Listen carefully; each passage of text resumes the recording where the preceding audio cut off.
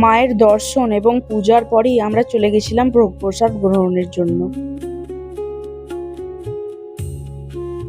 প্রসাদের কুপন দেয়া হয় সকাল ৮টা হইতে দুপুর ১২টা পর্যন্ত এবং প্রসাদ পাইবার সময় বেলা ১১:৪৫ হইতে দুপুর ১টা পর্যন্ত এবং কুপন মূল্য ৮০ টাকা।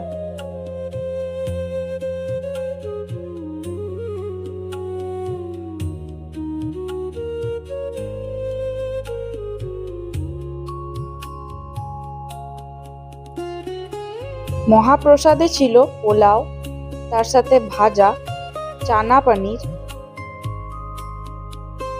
তারপরেই চলে এলো ভাত, আলু পটলের তরকারি, ডাল, খিচুড়ি এবং পাঁচমিশালি তরকারি। সব শেষে ছিল আমের চাটনি এবং পায়েস।